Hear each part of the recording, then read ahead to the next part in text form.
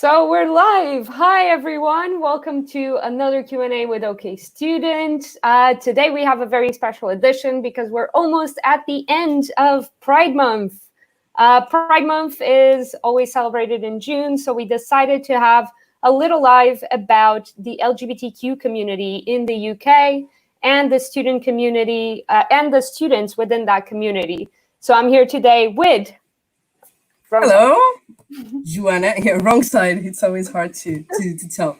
My name is Joana. I'm from OK Student. I'm one of the student advisors. And yes, we're here today to talk about this amazing month, which is very special for us, which is Pride Month, always celebrated in July. And yeah, maybe we can introduce ourselves. How do you feel part of this community? How do you identify yourself as a member of this community? So I identify myself at the moment as pansexual, as non-monogamous, and as a non-binary person. I use they, them pronouns. And yeah, it's quite good to be a part of this community. I really enjoy it.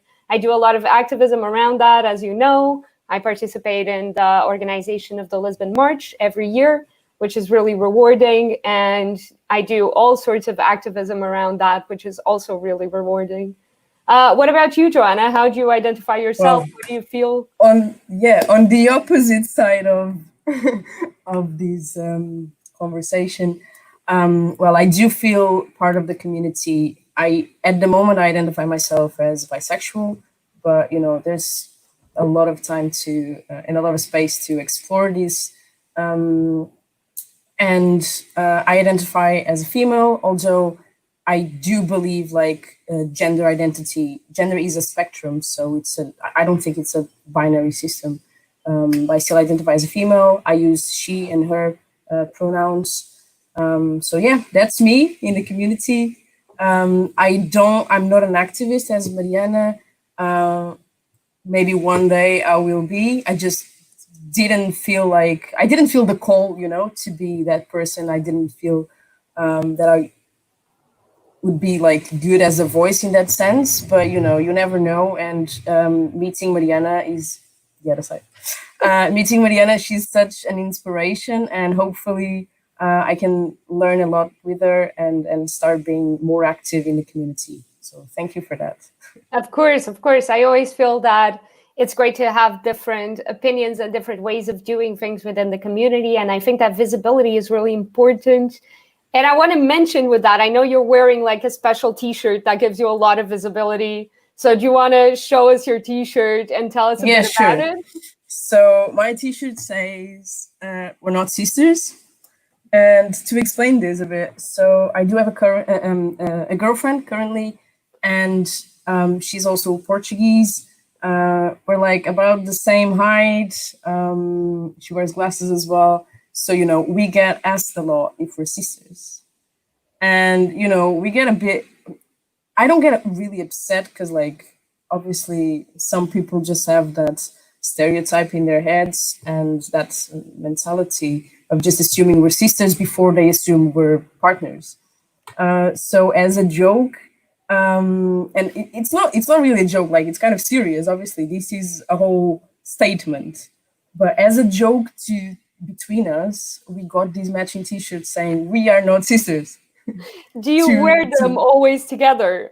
I don't think we have worn them together in public yet. We were hoping we could go to the Pride event this year, so we bought them. But yeah, unfortunately, we couldn't because of this pandemic. But that's a good topic to explain to people. What is Pride? Why is it in June? Why do we celebrate every year? Do you want to clear that up? Of course. So Pride Month has a lot of history. It comes from a lot of places, and we can't forget that this history is pretty recent as well.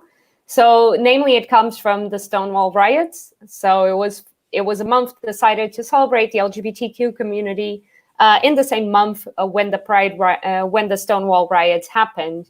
So for those of you who don't know, the Stonewall riots was when basically police tried to shut down an LGBTQ bar in New York.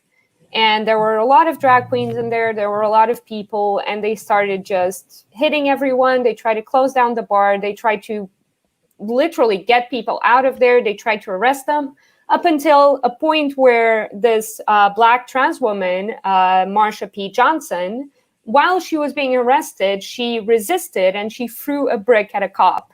And that just developed into an enormous riot of the LGBTQ community against these police officers. And like, just was one of the most emblematic events of the community. And it's definitely where like pride comes from. It comes from these circles, and it comes from these women who managed to support their community and to make sure that everyone got what they needed and everyone got the rights that they deserved. So I feel like this is the history we need to keep in mind most times when we talk about Pride Month. Totally, like this was a huge mark in the community. It is important to say, like, this wasn't the first time people marched to protect their rights. There were a lot of movements before. They weren't as big as this one. So this was a big one, and it got a lot of attention. And it basically gave a boost to other movements, such as the gay liberation movement and trans liberation movement. And those were huge. So that is why we celebrate Pride every year on this date since 1969. And yeah, it's a good way of celebrating diversity and celebrating who we are. Exactly. And if we think about it, it hasn't even been that long. It was 1970 that we started having the first really big gay liberation and trans liberation and LGBTQ rights demonstrations and struggles for liberty. And then right after that, you had the AIDS crisis, which even further boosted this movement. In spaces like Portugal, for example, we don't have an activist history until the 80s. And homosexuality was only decriminalized in 86, 84, if I'm not mistaken. So that's in comparison with other countries like the UK, who did that pretty much earlier than Portugal. Mm-hmm. So even earlier than Stonewall. Exactly, around 65. So that says a lot. That says a lot about the UK. You know, it's been always fast to respond to these changes and to adapt. And so it says a lot about the culture here in the UK, which is completely different to some other countries and some other communities in the world. And we can't just forget that in some countries this is still illegal. It is still a crime to be part of this community, and people are still being killed, being chased, being arrested, which is completely it doesn't make sense to us, because we live in this reality. And just as an interesting fact, me and my girlfriend, we were planning to go on holidays to Asia. And when we plan these kind of holidays, something we need to keep in mind is it legal? Is it safe for us to go there? Can we be arrested at some point? And that's big. Like, you can't just go everywhere. Definitely. If you go, you need to hide that part of yourself. We can't just enjoy being together in holiday as we would in free countries. Exactly. And you have so many businesses just still in countries that we consider like Europe and North America, and countries like this that we consider to be developed countries. You still have so many businesses that openly refuse to serve LGBTI or LGBTQ members of the community. And we can't forget that it was just last week that finally the US made being LGBTI a protected characteristic. Sorry. Characteristic? Yeah, that's what you meant. Character. Yeah, that's what I meant. Sorry.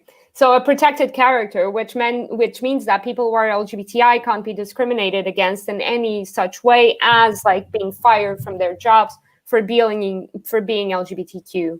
So this is a really big advancement, but it's something that struck me as very odd, because I really thought that the US had done this already, until I realized that no, that was Europe. Actually, we're the ones who have the charter saying that we can't do this and we can't discriminate against ethnicity, sexual orientation, gender identity, or gender in general, and all of these other disability, age, etc. So it just strikes me as such like major change that's still happening today, that is really important that we keep fighting.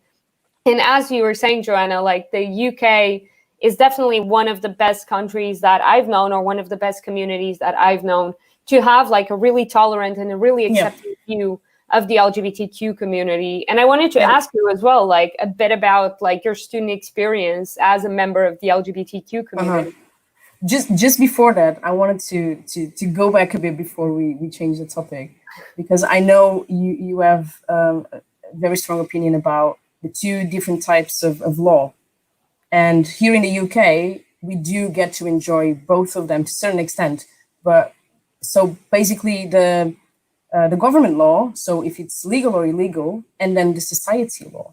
And that takes a bit longer to catch up with all the government law. Do you want to? Exactly. So it's like I always like to frame this in won't you think of the children type argument, because I feel like this is always the type of argument that people use in this sort of situation. Is when it was the laws on divorce, it was exactly the same question that people asked as when we talk about the adoption for LGBT couples. Which is saying like, oh, these children will be discriminated against in their schools, and society is not prepared for this, and so we can't allow it by law. But the truth is, in a lot of countries in Europe and America, the law ends up being much more advanced than the actual social law, or the actual way that the society thinks. So while we have discrimination laws against LGBTQ population, that doesn't mean that discrimination stops existing. That just means that now we have a way to frame it legally. But in the same way that society is still kind of homophobic, it's still kind of sexist, it's still kind of racist, it's still kind of classist, in those same ways, our systems are like that as well. Our institutions are like that as well. So it doesn't matter that we have a legal framework to think about these things if our systems are inherently homophobic and all of these other things. So it's quite interesting to think about, like, I don't like quoting this sort of thing, but it's definitely one of those situations that makes me think, like, change yourself to change the world. If you want to change the world, you have to change yourself. And it's definitely this, where it's like, even if we change all the laws in the world, discrimination and violence against members of the LGBTQ community will continue to exist unless we change the mentality, and especially unless we change our education system. Education systems, very important, because like in school is where you basically develop most of your, kind of your character in some way, because you spend a lot of time in school, and what you hear at school is what you call the truth. So if you don't learn it at school, well, why don't they teach this, Exactly. Maybe it's not true. Exactly. So last week, just to like give an example of this, last week it was announced that Scotland was going to introduce LGBTQ issues and LGBTQ history into their school curriculum. So they're the first country in the world to actually do this. And I'm curious to see the results of this cohort of students who's going to start like hearing these stories in their classrooms to see if they become more accepting people. Yeah, I think it's really important. I think that's something I noticed here in the UK is that kids, they start being aware of different like gender identities and sexual orientations from a very young age. So I think that's something that is already being like instigated or part of the education of kids, even if at home, which is a big thing as it is. But obviously education will play, I think, and I really hope education will play a big part in that as well.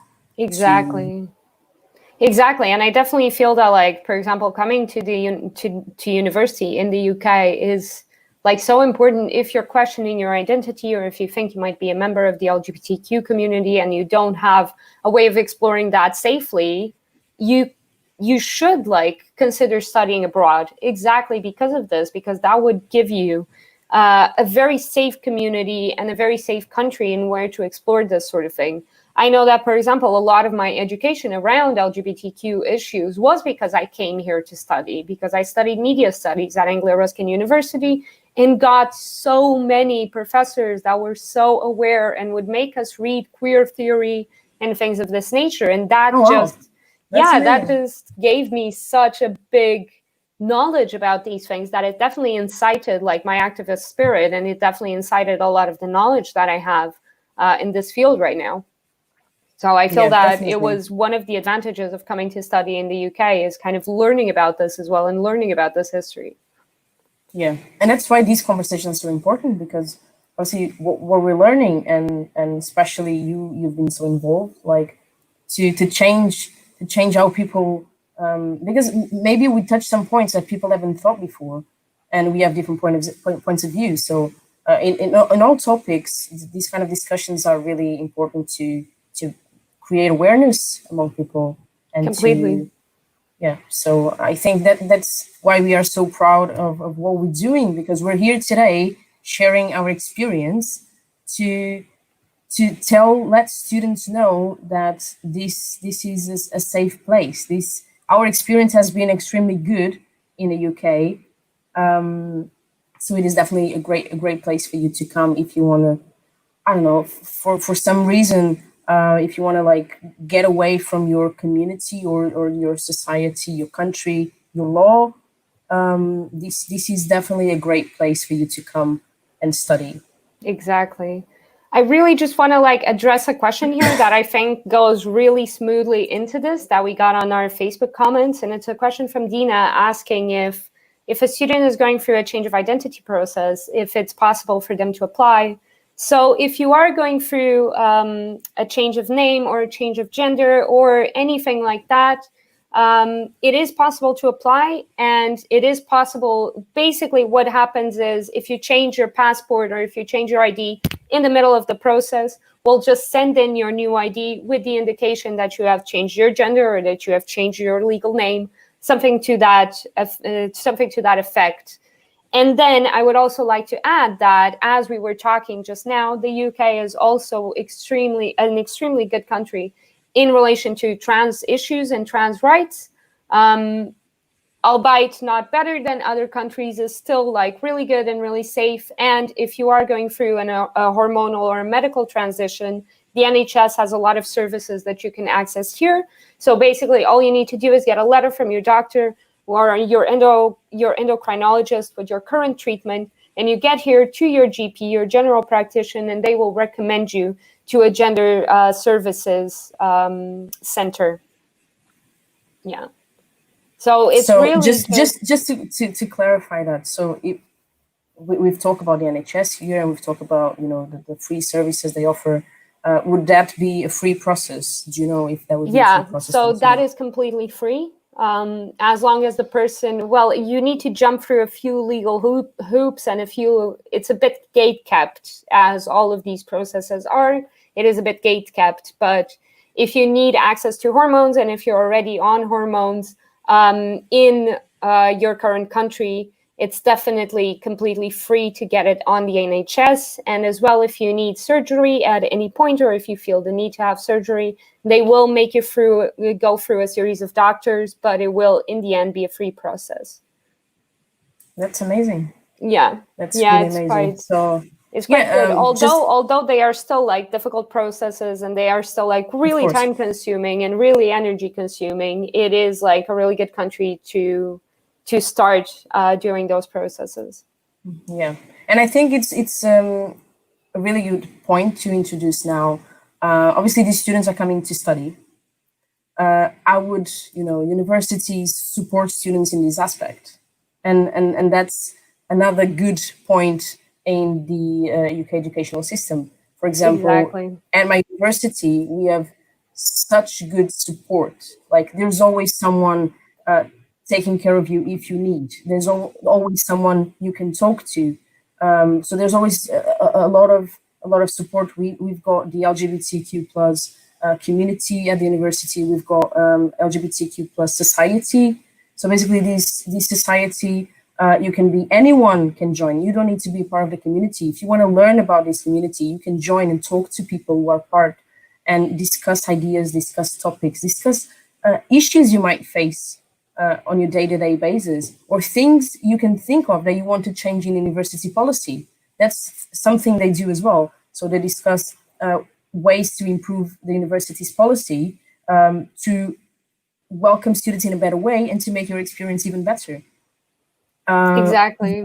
Yeah, if you're struggling with your mental health as well, and that's again related to you coming, if you want to come out in the UK and if you feel safe to do so, and you didn't before, and you're struggling with that, with your mental health, there's always support for that. I can tell you, like in my uni, Coventry University, where I was studying, every toilet door has a pamphlet with a number and an email and names of people that you can talk to and contact to talk about any kind of issues you might have and talk about your mental health.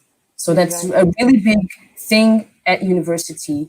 And one of their biggest focus is diversity and the feeling, that safety feeling of being at university. You need to feel safe. If you are being discriminated in any kind of in any sense, you go straight to them and you can be open about it. Exactly. I want to just take a quick break to shout out all of our viewers. Thank you so much for watching us today. You're watching a very special Q&A with me, Mariana, and me, Joana. And we're here to talk about the LGBTQ community in the UK, and especially how this is like for students who are LGBTQ and are thinking about coming to study in the UK, or are already here and trying to build community and trying to network and all of these things. We were just talking about university resources for LGBTQ students. We talked about mental health resources. And there I wanted to say, like you were saying, that Coventry has all of those numbers on like the bathroom doors and things like that. Like that's my experience with Nottingham Trent as well. But I think that, like, for example, Anglia Ruskin was the first university in the UK to actually build gender neutral toilets. And I remember when they were built, I was at Anglia Ruskin when they were built, the year they were built. And I was just like so happy. That was for me such a huge change in my life that suddenly occurred of like, oh, this thing exists. There's one more choice. I don't need to like make this like awkward like thing of like, I feel bad. Exactly, because you mentioned you're non-binary. Do you want to expand on that? Explain? Yeah, so maybe like, some people don't know what that means. Yeah, so basically the label non-binary is someone who doesn't identify neither as a woman or as a man, or neither as completely feminine or completely masculine. So it is the realm of like gender identity in the sense that people understand that gender is different than sex. So what you have like as your sexual markers doesn't necessarily correlate with how you feel your gender. And this is based on the idea that gender is a spectrum and not just two oppositional binary categories, that you have a whole spectrum of things that can be in between masculine and feminine. And this comes with like some people will choose to use different pronouns. So like, for example, I've chosen in English to use they, them pronouns. I've chosen in Portuguese to finish my words differently and use different pronouns as well. Although that's more difficult in the Latin language. If any Spanish or French or Portuguese viewers are watching us, you know that we have grammatical gender, which basically means that all of our words have gender termination. So beautiful has a gender termination if you're speaking about a man or a woman. So it becomes much more difficult to do this in a language like that. So however, these languages, the community has developed some kind of mechanisms to deal with these issues, so, right? Yeah, so basically you don't, Yeah, there are like ways of going around this, but in English, it ends up being so much easier because you can just use the they, them as a singular pronoun. And this is where most people don't really understand how this can be used as a singular pronoun, because especially non-native speakers learn that they is a plural pronoun. So it's for a lot of things or a lot of people. It's a group of people is they. But it's actually also used in circumstances where you think like, where you say, for example, oh, they've left their bag behind. It's someone who you don't know the gender of. Maybe you don't know that person. It equals someone left their bag behind, for example. Exactly. And this is how you can use it in a singular fashion.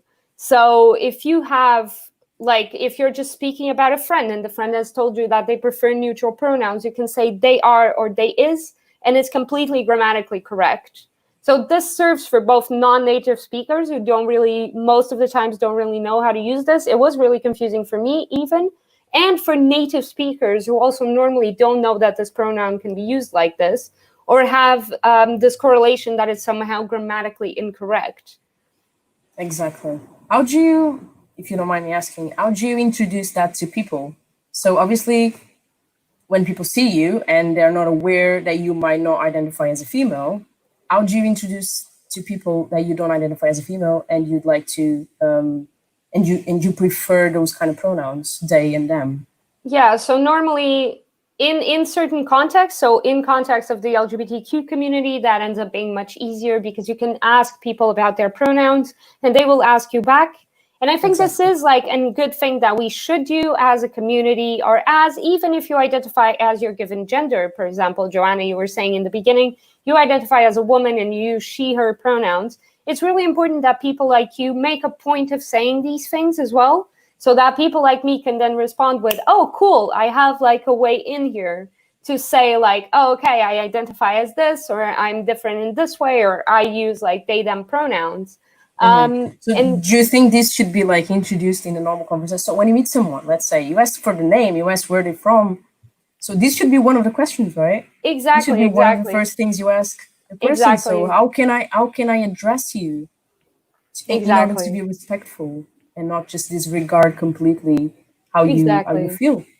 A lot of people think that that's a really good thing to say, because that's exactly how a lot of people tend to not think about this. A lot of people think about this as like, oh, you're giving us extra work. Oh, you're being fussy about language, or you're being like a special snowflake type thing.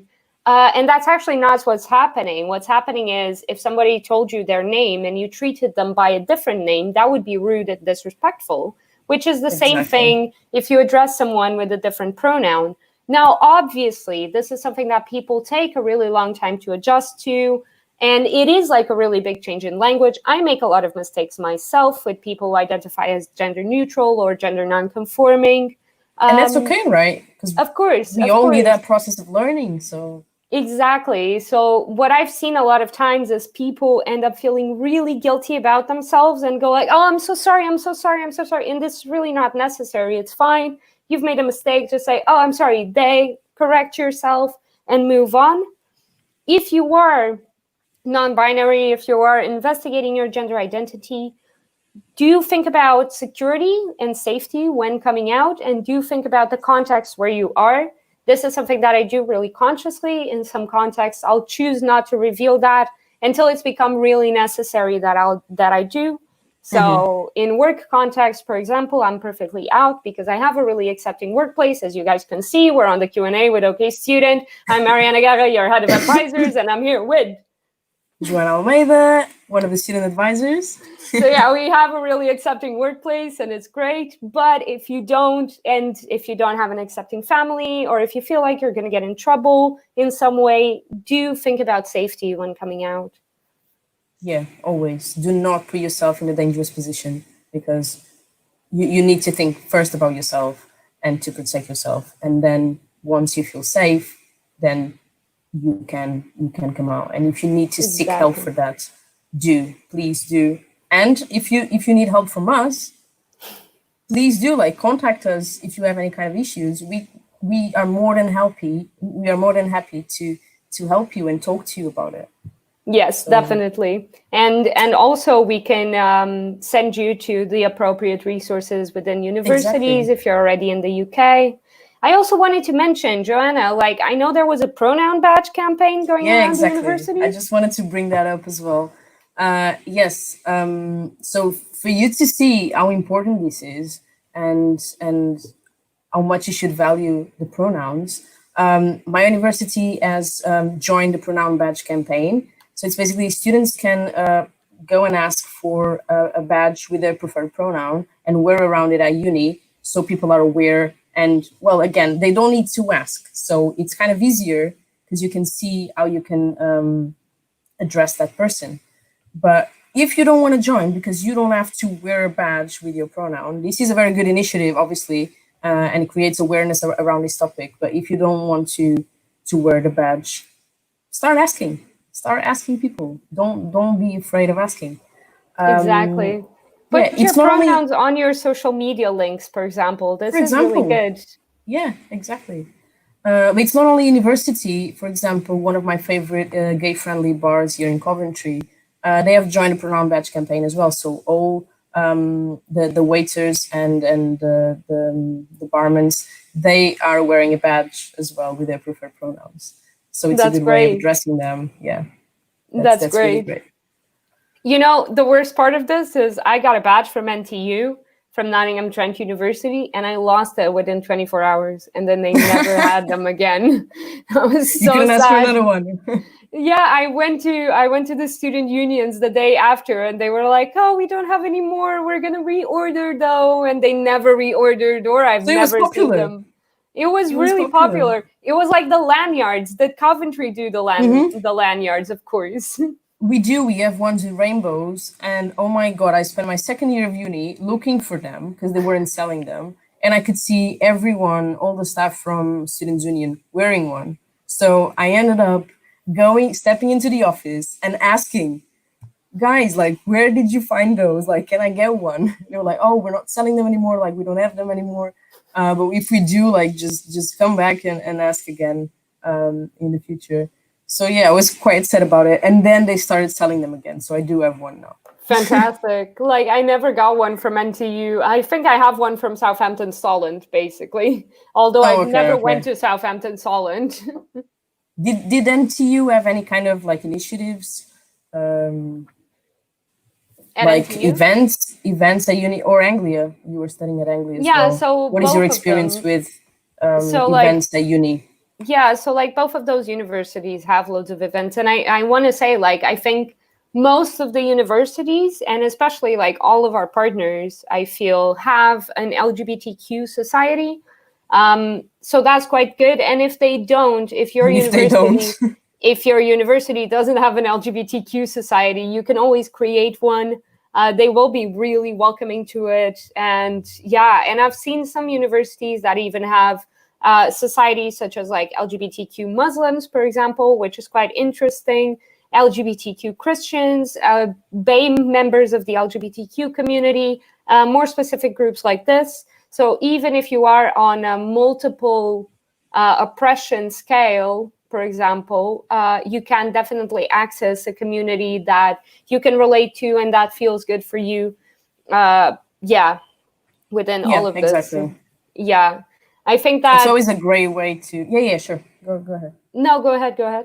No, I was just about to say it's always a great way to get to meet these people who are going through the same things as you and meet new friends and spend time with them. They have a lot of they do social nights, they do awareness campaigns at uni, they do stalls.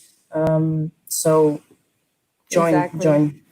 Yeah, so when I moved to Nottingham, for example, I didn't go through the Nottingham Trent University LGBTQ society, although I know that it's really good only because I had a couple of friends who were there and that were really involved with the society, and they do a lot of events, all of that. But what I did was mainly go through Google, to be honest, and put in Nottingham LGBTI or Nottingham LGBTQ plus, Nottingham LGBTQ community, something like that.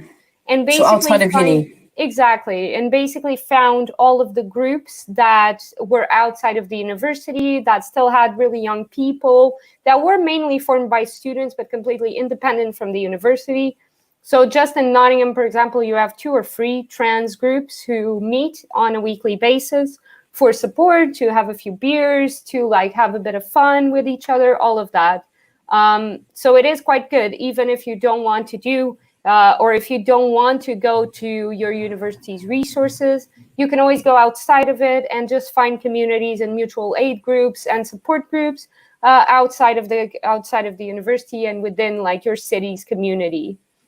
Yeah, because that's always one of the options. Like if people don't feel like they want to be open and come out at uni, you don't have to. Like you have other resources at the city. Here in Coventry, we have a lot of resources as well. Mainly Coventry Pride, which is a charity, and they meet every week as well. They have different support groups. They have different kinds of events. So, and for different ages as well. So if you're a teenager, there's groups for teenagers. If you're trans, there's groups for trans people. So there's always a way to find these events outside of uni and to again talk to people who are going through the same things or have gone through the same things and are now willing to help you go exactly through them. So don't think this is only restricted to university, because cities are developing and have great ways of helping you as well, and great resources. Exactly. It's really important. And this also ends up relating to the NHS and the mental health support that we were talking about, because even my experience, for example, with dealing with that sort of thing is on my second year, I really felt like I needed to talk to someone. And I didn't go through my university, I went through my GP. And they put me, although I was on a waiting list for about a month, they then got me 6 weeks of CBT therapy, which is cognitive behavioral therapy, and it was really useful. So if you are struggling with anything, if you feel isolated, if you feel alone, if you are or you're not a member of the LGBTQ community, it is really important that you don't ignore those feelings and that like use the support and the resources that you have available to you, be those of the university or outside. Definitely in the UK, you are surrounded by resources, you are surrounded by people who want to help and who are there for you. So do take advantage of that. Don't suffer on your own. It's not worth it, and it definitely gets better. Yeah. And if you don't feel, just like myself, if you don't feel you need help, just it's okay. Like not everyone needs to get involved. Like I was never it's true. Some people might be thinking, well, what if I don't to, if I don't want to? I never felt the need to use these resources. I never felt the need to be involved in this kind of way. My group of friends at university was very diverse, so I enjoyed that experience in that way. So in my group of friends, and we talked about it. We discussed this kind of topics. So I didn't feel the need to join the society and talk to these people because they were my friends. So you can experience this in many levels and in many ways. So don't feel restricted to these services or that service. Find people who you are comfortable with. Exactly. If you're not struggling, if you are struggling, please go to the most appropriate resource and the most relevant person, and you do need to talk to them because otherwise you might struggle, and you don't have to. So. Exactly. I feel like that's the thing here is that a lot of people think that like being LGBTQ means one thing, and that means being a super activist or being like super loud or super colorful or whatever it is. And there are a lot of stereotypes. Or even having labels, like we have introduced ourselves, but like not everyone in the community has a label for themselves.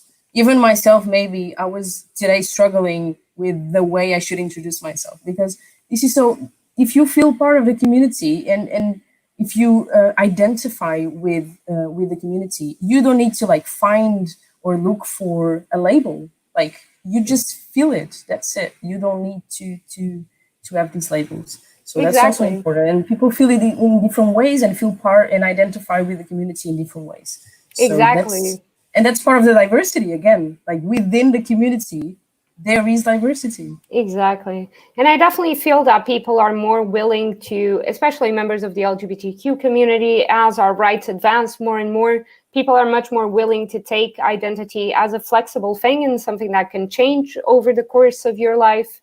And I feel like we've all seen those changes being members of the LGBTQ community, where maybe we spent a lot of our lives thinking that we were straight, and then suddenly it got to a point of like, whoops, hey, I'm not straight, something's happened here, and now I'm in this exploration process.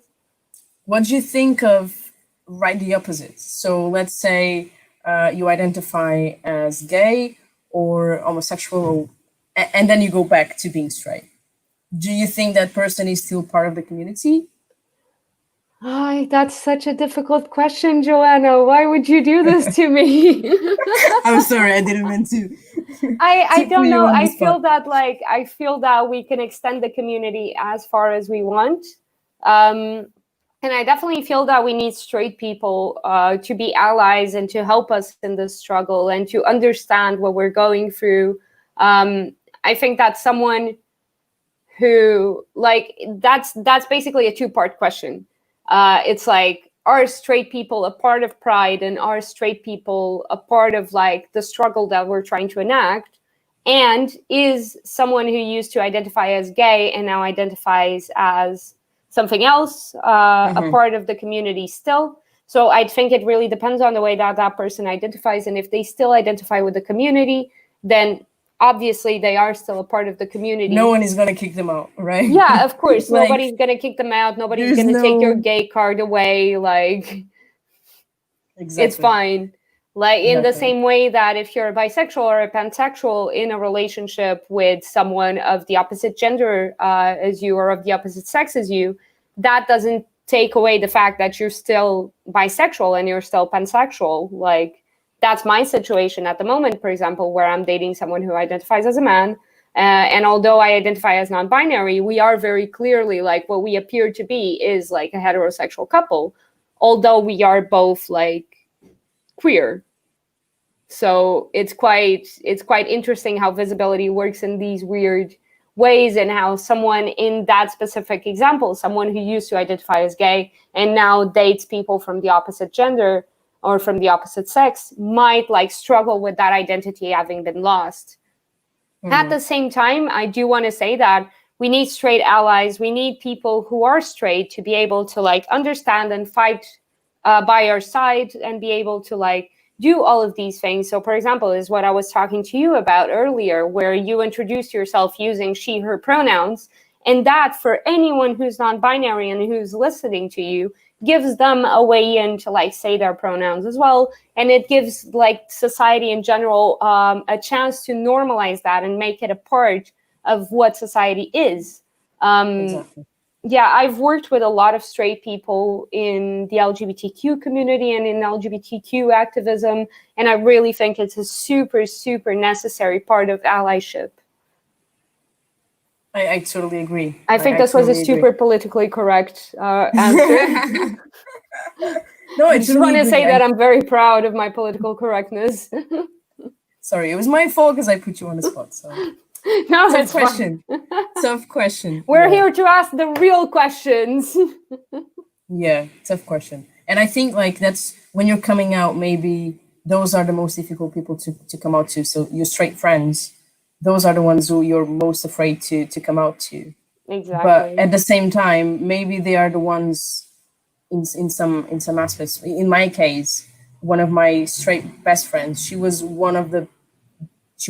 the one who supported me the most, and she was supporting me all the way through. And she has she came with me, for example, to debates around the topic. So she is into the topic as well, and she's straight. So one thing does not,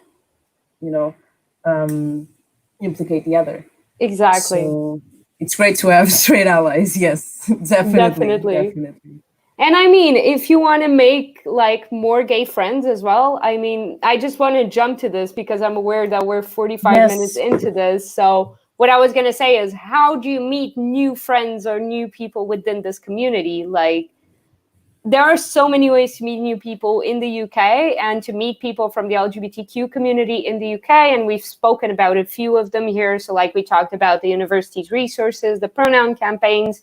We've talked about the societies. We've talked about groups outside of universities and support groups. But have we really talked about fun? I feel like we're missing out on the fun of the LGBTQ community here.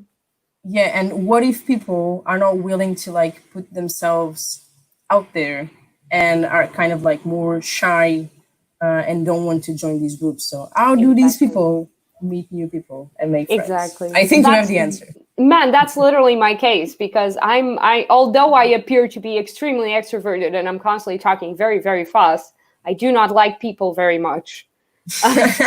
And especially, I don't like big, loud groups of people. I have a thing against those. So, what I did for a really long time when I went back to my home country after having studied in the UK was I went through a series of apps, namely Tinder and OkCupid at the time. And I built a community of my friends through there. So, all of these people that I've met on these apps about 6 years ago are now basically my best friends, and I had a great experience with that. I So would make like a small warning here before you say anything else, where it's like this advice that I'm giving right now is only for people who are 18 and above. So if you're 17, please definitely. do not download any of these apps. Go through other resources, namely the resources of your university to meet new friends. Go to the Freshers Week, go to the events, get societies, all of these. And again, safety is very important. So do not like let your friends know if you have scheduled like a meeting with someone. Do let your friends know. Meet in public places. Like do not agree to meet in private places because that might be dangerous for you. Always be on the safe side of these things. Like do not just Exactly. trust blindly. Okay. So Exactly. be always be aware of that. Exactly. So specifically for the LGBTQ community, there's an app called Lex, Lex, and it's quite good because it works on location, so it's location based, but it's also text based. So you don't see anything. It's basically classifieds in a newspaper. If people who are watching us remember newspapers from like a decade ago. So it's basically like putting an ad in a newspaper where you write down like, oh, hi, I'm new in town. I'm looking for friends. If you want to meet with me, I'm like at this bar at this time, and you can come and I'll buy you a drink and we can talk for a while. Something like this. And that's an amazing app because you have so many different people looking for so many different things. And you can just kind of look through the ads that everyone's written and what they're looking for and just respond to the ones that you want to. And because this is the queer community, and especially if you're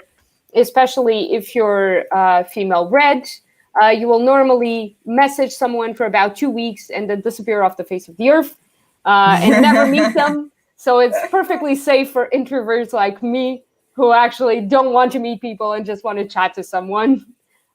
You also have another website called Meetup, which my partner used when he was in Portugal for about 3 months over summer.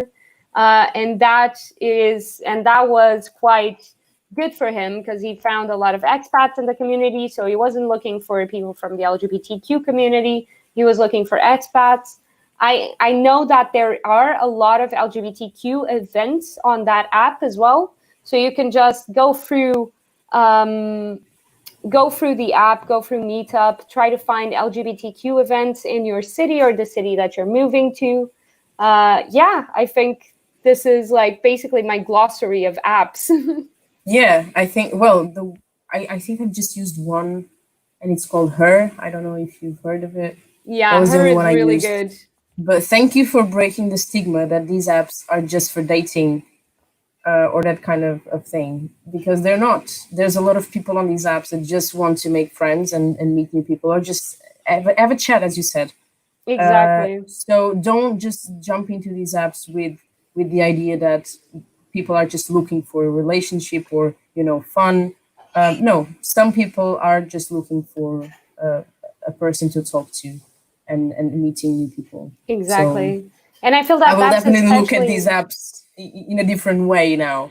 yeah, I feel like that's especially true with Lex. To be honest, my experience with Lex is really limited because I've installed it about 6 months ago when I moved to the UK exactly for that purpose. So I I just installed it and started chatting to people and put up a few ads just saying like, oh, hi, I'm like new in town. I'm here looking for friends in this community. Like I'm such and such person with like such and such interests. And it was great because I had like fantastic conversations out of that. And I met so many nice people through that it was really just really interesting to be able to do that. That's amazing. Yeah, I definitely need to look into those. To meet more people in the city, and even if I move, um, to meet people. So thank you for Exactly. that. And for the extroverts, I mean, what do we have for the Yeah, extroverts, what do we have? Joanna?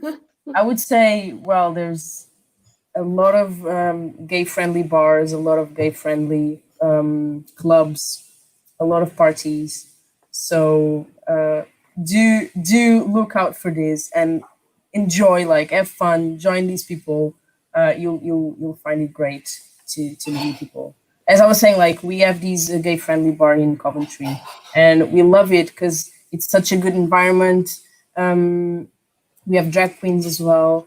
They have theme nights, so karaoke nights are my favorite. Let me tell you.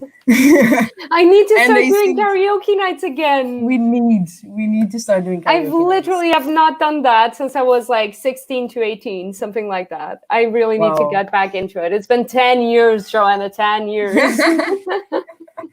Yeah, well, I love karaoke nights, so we definitely need to go.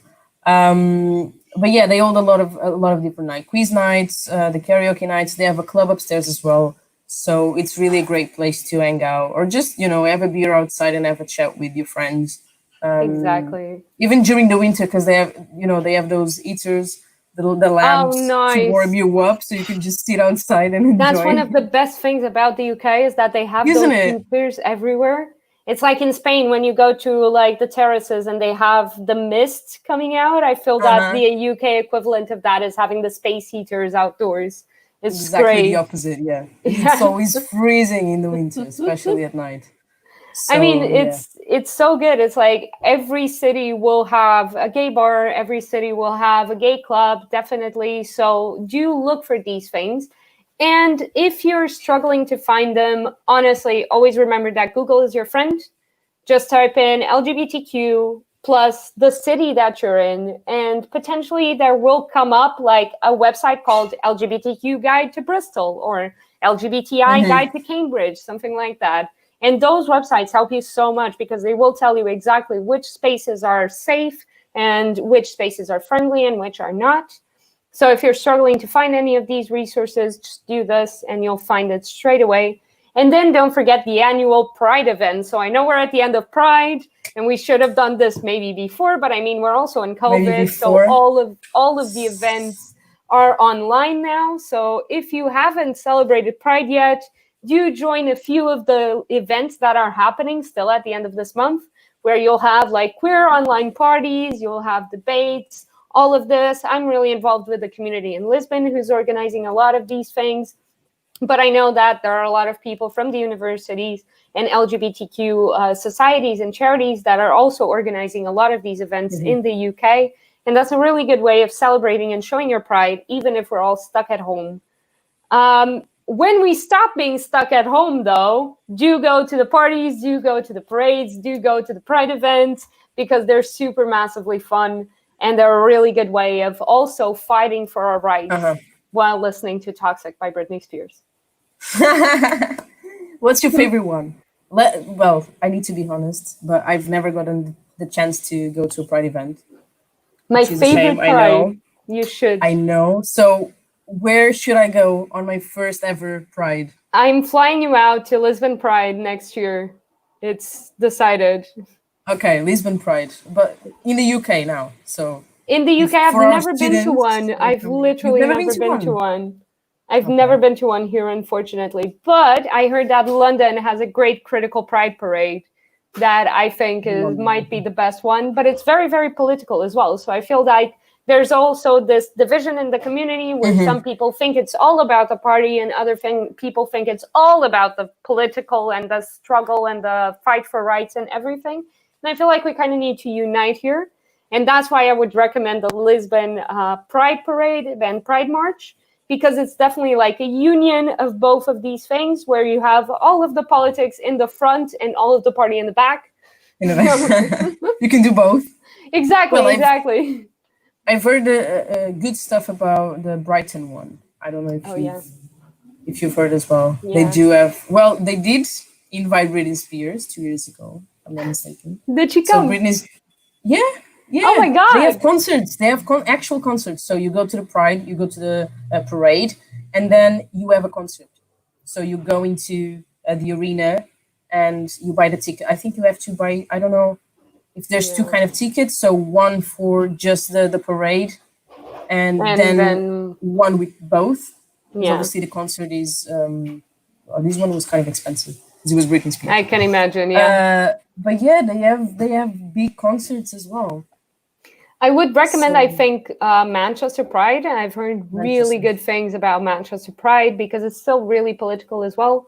And it's still a lot of fun as well. They have a really big LGBTQ community. So if you're in Manchester, you definitely have like a really big community to support yourself on there.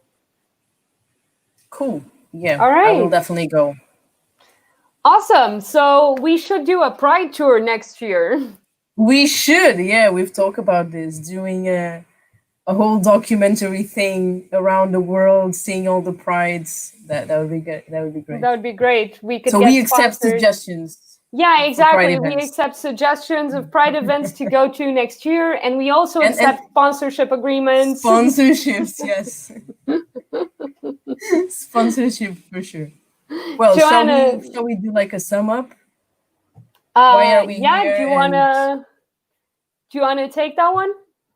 Sure. Well, if you just joined us, you'll be able to watch these again because we will put it out on our social media, even with like small clips or whatever.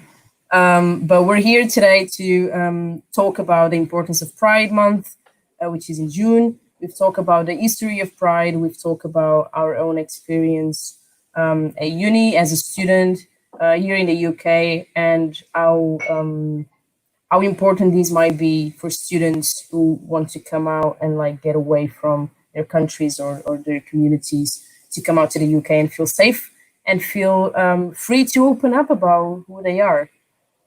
And I think we spoke that's about yeah, we university spoke about- resources. We spoke about the societies, the LGBTQ societies, and how you can join them, and how if your university doesn't have one, you can create one. the NHS. The NHS, and how if you're transitioning or if you're going through a gender change process or a legal name change process, you can still apply.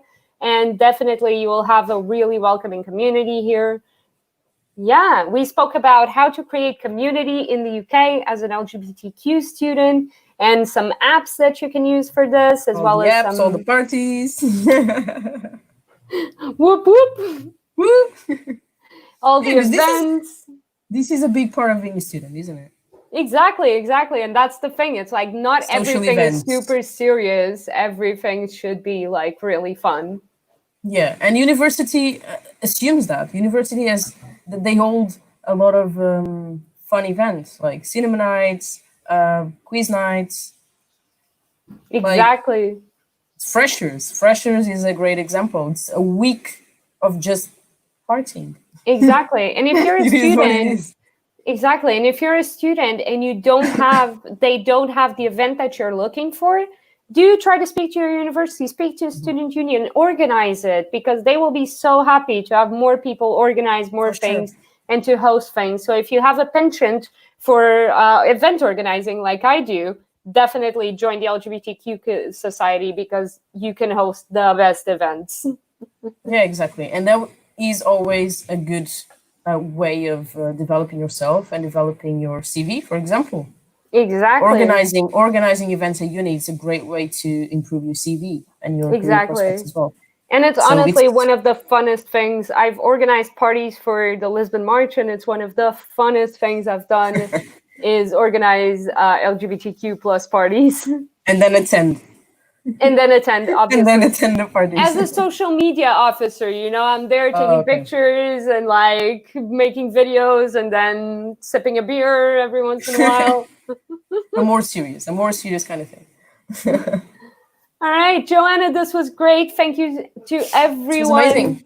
This was great. Thank you to everyone who's been listening to us for the last hour talking about LGBTQ community in the UK and Pride Month. yeah, thank you to everyone. Thank you, Joanna, for joining me as well in talking about this, and for recording a great video. Joanna recorded an amazing video about her experience as a student in the UK. Follow us on our social medias. That's at OK Student on Instagram, Facebook, or Twitter. Follow our YouTube to keep seeing our lives. And tomorrow at 10 a.m. Oh, and follow us on Medium as well. We're looking for people and content creators on Medium to come and write for us. So let us know if you have an idea for an article, and you can write about your experience for our OK Student blog. Yeah, last thing is Martin and Nick are going to be live tomorrow at 10 a.m. to talk about student finance and what is happening with European students in the UK for next year. So do tune in for that at 10 a.m. UK time tomorrow. Thank you. Yes. Thank you very much, guys. Bye-bye. Bye.